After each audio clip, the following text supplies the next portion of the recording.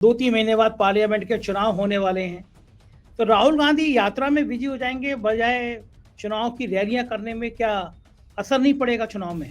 राजीव गांधी को भी इस तरह यात्रा तो नहीं कहूंगा, लेकिन इस तरह घूमने का, लोगों से मिलने का इतना ही शौक था क्या? मैं बताऊं आपको एक दफा कि तब उनके हाथ में खून बह रहा था। उस समय राजीव गांधी का चेहरा क्या था, चेहरा के भाव क्या थे राजीव गांधी? आपको क्या लगता है कि जो अमेठी इतनी दीवानगी के तहत, इतनी दीवानगी से गांधी परिवार को प्यार करती है, उसमें राहुल गांधी कैसे हार गए? आपका प्रश्न जो है वो ईवीएम की तरफ जाकर रुकता है।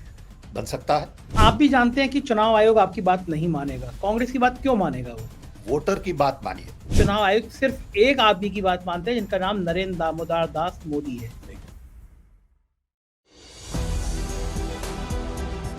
नमस्कार, मैं संजय शर्मा। आप देख रहे हैं 4 PM news network. Sam Pitroda साहब का नाम आप सबने सुना ही होगा। शायद ही कोई मेरा दर्शक होगा जो सैम पित्रोदा को ना जानता हो। मैं और आप जिस माध्यम से बात कर रहे हैं, या टेलीफोन या इंटरनेट, भारत में लाने वाले वो शख्स थे। संचार क्रांति का उनको जनक माना जाता है। ना जाने पद्मश्री और क्या क्या अवार्ड, 80 से ज़्यादा डॉक्टरेट करी हैं। दुनिया के कोने कोने में उनकी पहचान है। अमेरिका में सेटल्ड हैं, शिकागो में रहते हैं, और एक ऐसा इंटेलेक्चुअल इंसान जिसको पूरी दुनिया बहुत सराहती है। सैम पित्रोदा साहब से मैंने पिछले बार जब इंटरव्यू किया था, तो उन्होंने कहा कि मैं ईश्वर को नहीं मानता, मेरी पत्नी मानती है। तो हम दोनों की विचारधारा अलग अलग है। घर में मंदिर है, पत्नी पूजा करती है, मैं पूजा नहीं करता। उन्होंने ये भी कहा कि मेरे लिए बड़ी हैरानी की बात है कि देश का भारत के प्रधानमंत्री हर समय मंदिर में घूमते रहते हैं। उनको लोगों की बात करने के लिए चुना गया, ना कि मंदिर मंदिर घूमने की। बात 100% सच थी। सरकारों का काम मंदिर बनाना नहीं होता है। प्रधानमंत्री का काम मंदिर मंदिर घूमना नहीं होता है। प्रधानमंत्री का काम होता है कि देश का संपूर्ण विकास हो। देश के 80 करोड़ लोगों को सिर्फ 2 वक्त का राशन ना दे दिया जाए, उन 80 करोड़ लोगों को उनकी जिंदगी जीने के साधन उपलब्ध कराए जाएं। प्रधानमंत्री का काम ये नहीं होता कि पूंजीपति और पूंजीपति होता जाए, गरीब और गरीब होता जाए, और जब और गरीब हो जाए तो उसको 5 किलो राशन पकड़ा दो। इन सब बातों पे बात करी, और मेरे इंटरव्यू के अगले दिन ही मेरी ही बातों पे जो सैम साहब की हुई, भारतीय जनता पार्टी ने हमला बोल दिया। गोदी मीडिया के चैनल आधे आधे घंटे के प्रोग्राम करने लगे। सुधीर चौधरी, अंजना ओम कश्यप जैसे लोग इस बात पे प्रोग्राम करने लगे कि सैम पित्रोदा ने ये क्या कह दिया। तो मेरे उस इंटरव्यू के बाद पूरी दुनिया में इस बात की चर्चा हुई कि सैम पित्रोदा ने क्यों बोला, कैसे बोला, और छोटी सी बात को लेकर गोदी मीडिया ने बहुत बड़ा तूल पकड़ा दिया। मैंने फिर सैम पित्रोदा साहब से बात करी। राहुल गांधी की भारत जोड़ो न्याय यात्रा शुरू हो रही है, इस यात्रा के विभिन्न पहलुओं में बात करी। और जो कि सैम पित्रोदा एक ऐसे इंसान है जो राजीव गांधी के दोस्त थे, और राहुल गांधी के एक तरह से गार्जियन भी मैं कह सकता हूं कि राहुल गांधी उनको बहुत मानते हैं। जब भी विदेश आते हैं तो राहुल गांधी की यात्रा का पूरा प्रोग्राम सैम पित्रोदा साहब मैनेज करते हैं, प्लान करते हैं कि क्या क्या करना चाहिए। इस इंटरव्यू में उन्होंने राजीव गांधी को लेकर बहुत बड़ा खुलासे किए, और ऐसी बातें कही हैं जो मेरे मन को छू गई है। तो मैं लेके चलता हूँ आपको सैम साहब के पास, सुनवाता हूँ जो उन्होंने मुझसे कहा, और आपसे उम्मीद करता हूँ चैनल को ज्वाइन करेंगे, सब्सक्राइब करेंगे, अपनी राय से जरूर अवगत कराएंगे। चलते हैं सैम साहब के पास। शुक्रिया सैम साहब आपका। और आप इसमें मैंने आपको कष्ट इसलिए दिया आज क्योंकि राहुल गांधी की एक बार फिर वो ऐतिहासिक भारत जोड़ो न्याय यात्रा शुरू हो रही है। और जो भारत जोड़ो यात्रा पार्ट 1 था, मैं उसको भारत जोड़ो यात्रा कहूंगा इन दोनों यात्राओं को, उसने काफी ऐतिहासिक उपलब्धियां हासिल करी, और राहुल गांधी की पर्सनालिटी में भी निखार आया। और हमने आपसे पहले भी चर्चा की थी उन यात्राओं की और राहुल गांधी की पर्सनालिटी की। ये यात्रा मणिपुर से शुरू हो रही है, और मणिपुर एक खास महत्व रखता है। खास महत्व इसलिए रखता है कि यह पहली बार हुआ कि देश का एक राज्य लगातार जलता रहा। वहां सैकड़ों लोगों की हत्याएं हो गई, महिलाओं के कपड़े उतार के उनका परेड किया गया, उनको प्रदर्शन किया गया, भीड़ ने उनको दौड़ाया और बहुत उनके शरीर के संग छेड़खानी करी।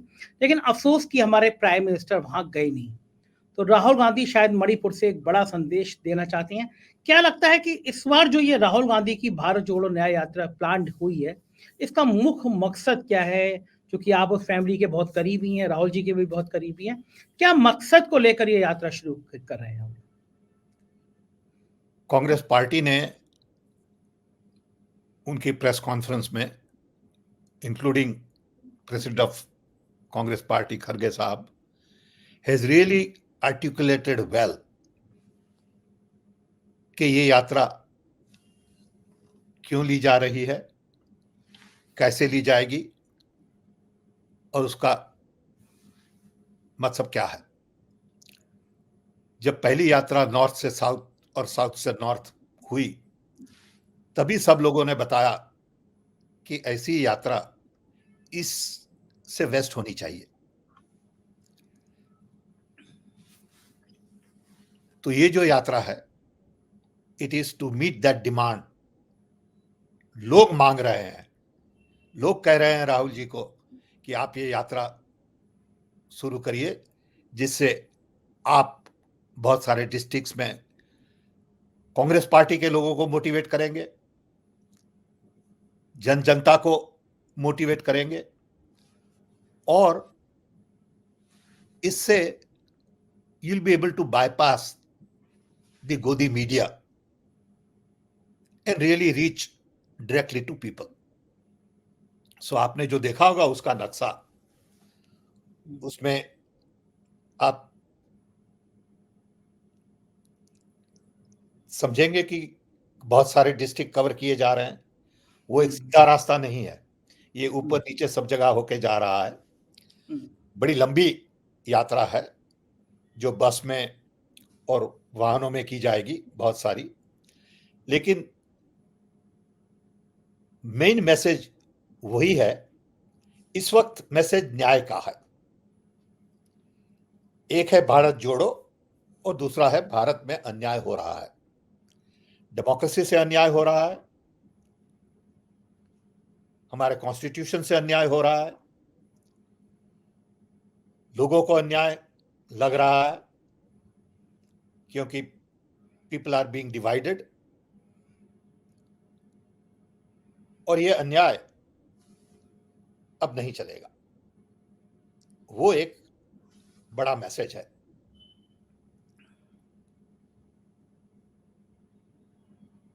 आपको लगता है सैम साहब कि इस समय जब चुनाव का दौर चल रहा है, 2-3 महीने बाद पार्लियामेंट के चुनाव होने वाले हैं, तो राहुल गांधी यात्रा में बिजी हो जाएंगे बजाय चुनाव की रैलियां करने में? क्या असर नहीं पड़ेगा चुनाव में? दोनों एक ही चीज है, क्योंकि दोनों चीज में आप पब्लिक से मिलते हैं, वर्कर से मिलते हैं। इसमें क्या होगा कि आप पूरे देश को कवर कर सकेंगे, ईस्ट टू वेस्ट, और थोड़ा ब्रेक भी ले सकेंगे। कभी जरूर पड़ी चुनाव में कहीं जाने के लिए तो आप ब्रेक ले सकते हैं।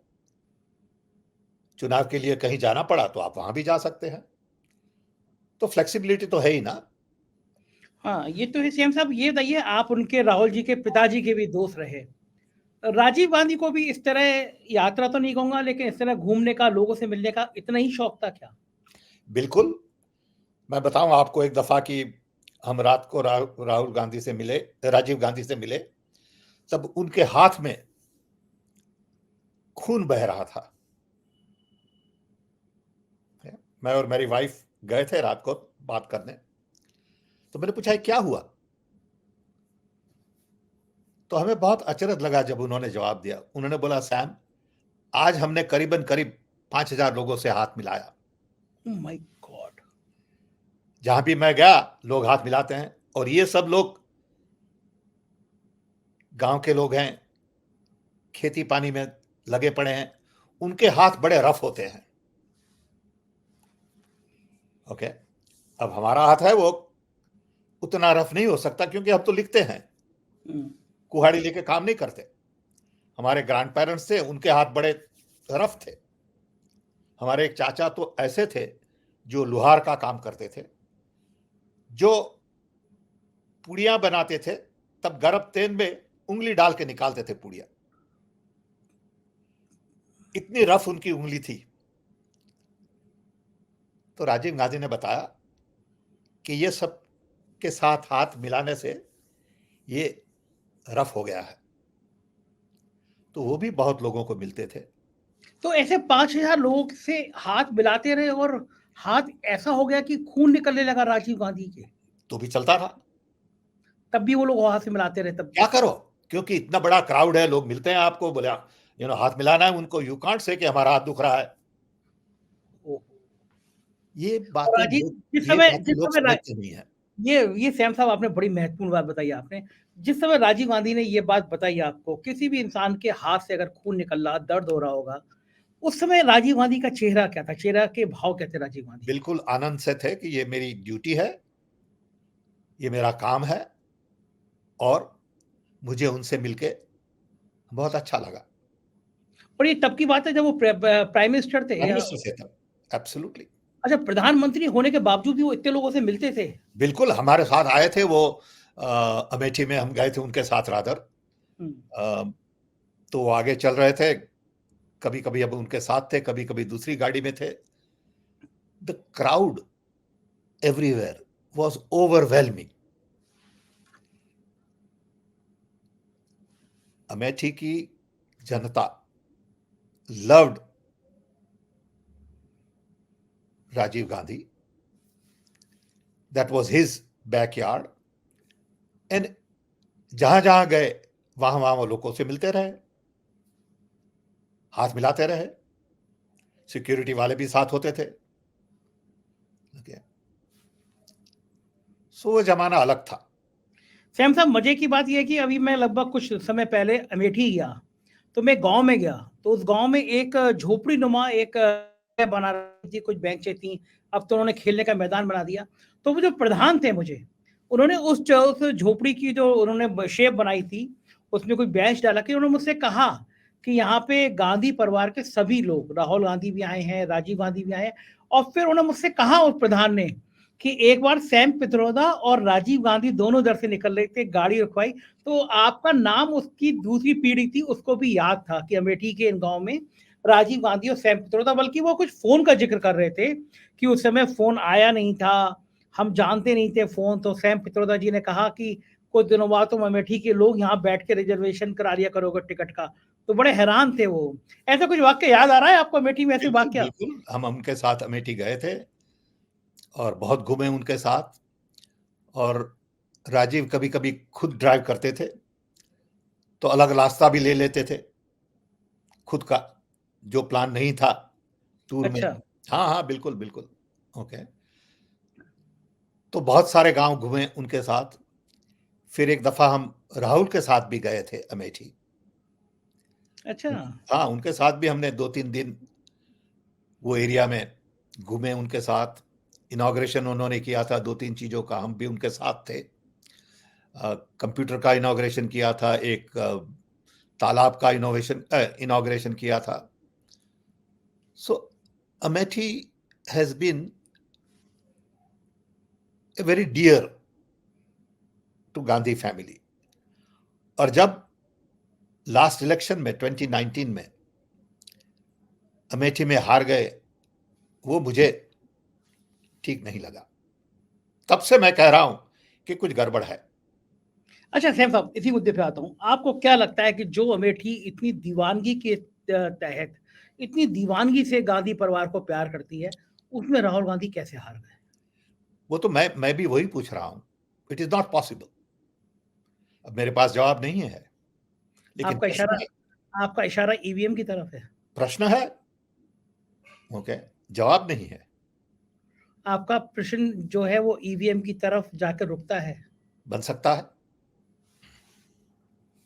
सुप्रीम कोर्ट के कुछ वकील दिल्ली में बहुत बड़ा प्रदर्शन कर रहे हैं, ईवीएम को लेकर आए हैं, एक वीवीपैट बनाया है और वो दिखा रहे हैं कि ईवीएम किस तरह हैक हो सकती है, वीवीपैट किस तरह कॉम्प्रोमाइज हो सकता है। चूंकि आप तकनीकी के मास्टर हैं, टेक्नोलॉजी के आप जाने जाते हैं, टेक्नोक्रेट आप ऐसे हैं जिसने इस देश में संचार क्रांति के जनक माना जाता है। तो आज जो बात आप मुझसे आपने 2 महीने पहले कही थी, अब वो बात थोड़ा और आगे बढ़ गई है। सुप्रीम कोर्ट के वकील प्रदर्शन कर रहे हैं। तो जो आप बात कह रहे थे अमेठी की, राहुल गांधी की हार के तार भी उसी से जुड़ रहे हैं कि कुछ मशीनें सेट की गई। पता नहीं, हमारे पास कोई प्रूफ नहीं है। हमें प्रश्न है। अब ये जो सुप्रीम कोर्ट के वकीलों ने काम हाथ में लिया है ईवीएम का, ये हमें बता रहा है कि नाउ वोटर इज कंसर्न। ये जो ईवीएम का इश्यू है वो पॉलिटिकल नहीं है, इनडायरेक्टली पॉलिटिकल है, लेकिन डायरेक्टली वो इश्यू है सिटीजन का। अल्टीमेटली नागरिक की वजह से हमें देखना है कि हमारा वोट जहां कास्ट करते हैं वहीं काउंट होता है कि नहीं। ये इश्यू प्रजा का है, प्रजातंत्र में पॉलिटिकल नहीं है। उसके बाद वो पॉलिटिकल बन जाएगा, लेकिन जब तक लोग आगे नहीं आएंगे तब तक ये इश्यू नेशनल इश्यू नहीं बनेगा। क्योंकि ऐसे तो बोलते हैं लोग कि भी आप पार्टी वाले, आप जीते कल हारे, क्यों ऐसा कर रहे हैं, जब जीत गए थे तब नहीं बोलते, हार गए तब बोलते हैं। It has nothing to do with that. It has to do with my vote, are you counting as casted? I am not sure. ये जो डाउट है लोगों के मन में, वो डाउट आपको निकालना है। अभी देखिए, हमने पढ़ा जो इलेक्शन कमीशन ने रिस्पांस दिया है जयराम रमेश की रिक्वेस्ट का, वो 9 पेज का रिस्पांस है, हमने पढ़ा। वो गोल गोल गोल गोल है। वो सीधी बात नहीं करते कि भी आपने अपॉइंटमेंट मांगी थी, ये आपकी अपॉइंटमेंट है, आइए मिलते हैं, बात करते हैं। अब जब भी आप से बात होती है, आप गोल गोल कहते हैं कि ये वी मशीन है, ये वीवीपैट ऐसा है, ये डिवीजन है, ये। Don't confuse. इश्यू बड़ा सिंपल है। आप जो रिसीट मुझे बताते हैं वो मेरे हाथ में चाहिए एज ए वोटर। मुझे दिखाइए मत 7 सेकंड के लिए और फिर आपको जो करना हो वो करिए। दूसरा, वो रिसीट मुझे एक डब्बे में डालने दीजिए, जो डब्बा किसी से कनेक्टेड ना हो, और फिर उसको भी काउंट करिए। ये कोई बड़ी चीज है नहीं। गोल गोल क्यों कर रहे हैं आप? सादी बात है। ठीक है, आप लगाइए आपका वीवीपैट, आप लगाइए आपका कंट्रोलर, माइक्रो कंट्रोलर, आप लगाइए वो सब, लेकिन हमें तो चाहिए receipt that I can verify and put it in a box that should be counted all the time, not once in a while. So 3 दिन ज्यादा लगे तो लगे, कोई फर्क नहीं पड़ता। Okay? लेकिन सेम साहब, आप भी जानते हैं कि चुनाव आयोग आपकी बात नहीं मानेगा। कांग्रेस की बात क्यों मानेगा वो? तो फिर कांग्रेस इसको लेकर बड़ा आंदोलन क्यों नहीं खड़ा कर रही कांग्रेस? वोटर की बात मानिए, ये कांग्रेस की बात नहीं है। तो वोटर की बात भी वो क्यों मानेंगे? नहीं है। चुनाव आयुक्त, आपको भी पता है, चुनाव आयुक्त सिर्फ एक आदमी की बात मानते हैं, जिनका नाम नरेंद्र दामोदर दास मोदी है। वो किसी दूसरे की बात नहीं मानते। नहीं, चुनाव आयोग इज एन इंडिपेंडेंट इंस्टीट्यूशन। आपको लगता है? नहीं, created by parliament. They may not act accordingly, but they are supposed to be independent. They are supposed to be looking at the interests of the people, and I think they will at the end. Pitroda साहब, कर्नाटक के चुनाव में वो बजरंगबली का नाम prime minister ले रहे हैं। बजरंगबली का नाम लेके वोट डालना, ये एक प्राइम मिनिस्टर देश के कह रहे हैं। राजस्थान के चुनाव में एक दर्जी की हत्या का फोटो स्केच बना के गर्दन काट रहा है, उसके बड़े बड़े सीरियस और सिंसियर मिनिस्टर और नेता लोग कार्टून को ट्वीट कर रहे हैं, तो चुनाव आयोग को कुछ दिख नहीं रहा है। तब भी आप क्या मानते हैं ये चुनाव आयोग ऐसा है जो आपकी बात को सुनेगा? उसको एक ही बात समझ में आती है, हमारा मालिक कौन है, और मालिक की बात के अलावा वो किसी दूसरे की बात ही सुनता। आप भी जानते हैं, एक बड़ा आंदोलन नहीं खड़ा करेगी कांग्रेस और विपक्ष, तो चुनाव आयोग तो ऐसे ही करेगा कि आपको लड़ना लड़िए, नहीं लड़ना मत लड़िए। अगेन मैं कह रहा हूं कि ये चीज और ये आंदोलन कांग्रेस और विपक्ष का नहीं है, का ही नहीं है। ये आंदोलन पब्लिक का है, वोटर का है, सिटीजन का है। Election commission will ultimately have to respond to the people of India and not just Prime Minister of India or a political party of India. India is too big. And this is the reason people like us feel that democracy has been hijacked. When we get decisions which are not in the interest of the public, we worry. I was talking to a friend again a few days ago about voluntary agencies. क्या हो रहा है civil society का? How much pressure they are under? And that tells me कि democracy is under stress. लोग घबराए हुए हैं सब जगह.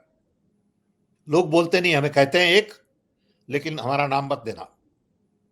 फिर वो कहते हैं बाद में कि भाई किसी को बताना मत कि हमने ये आपको कहा था.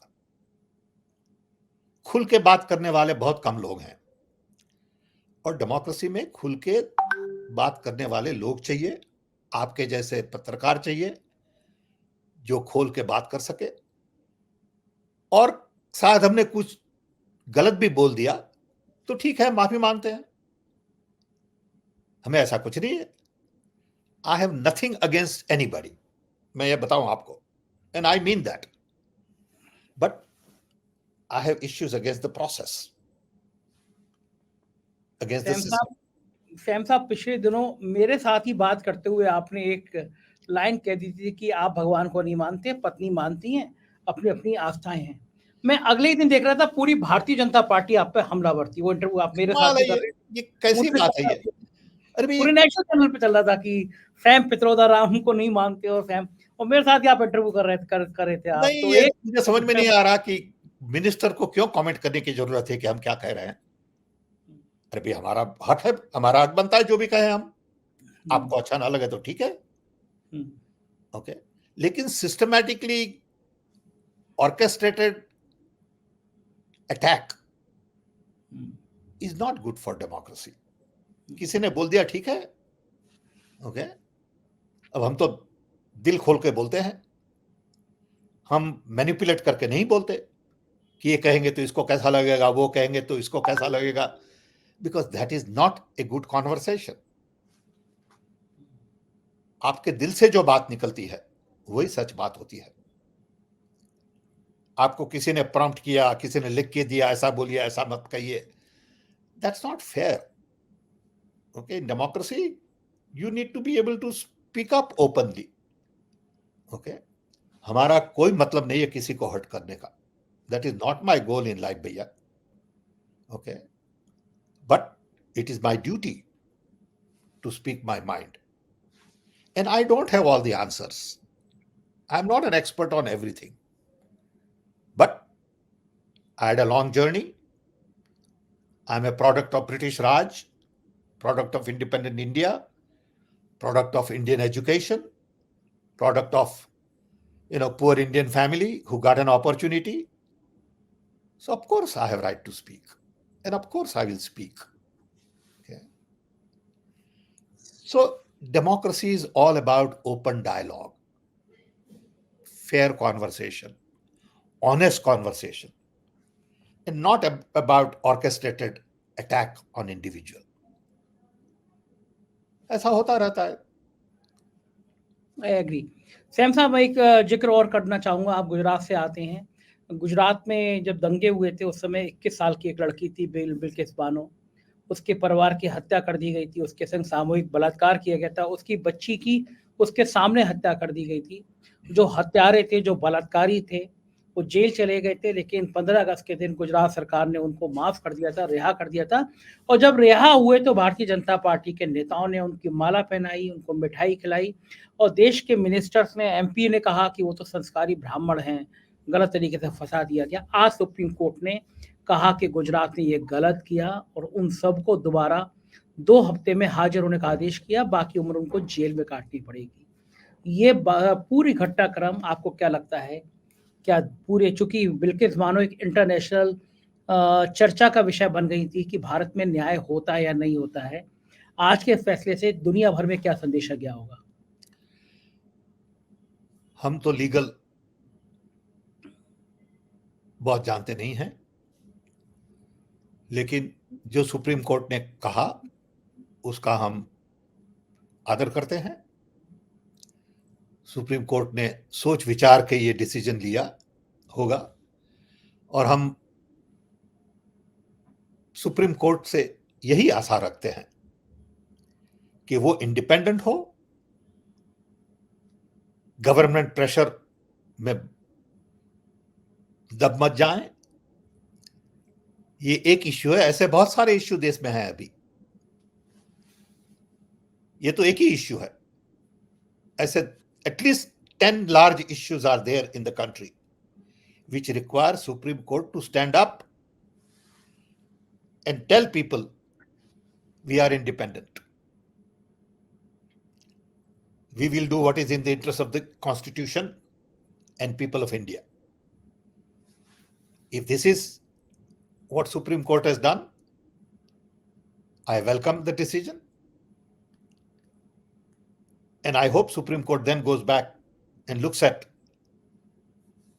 several other issues like this to put things back on track.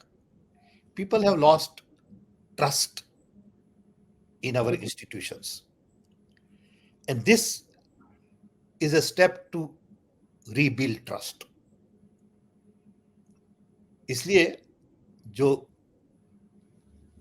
सच है उसे आगे लाना है, वो सुप्रीम कोर्ट का काम है.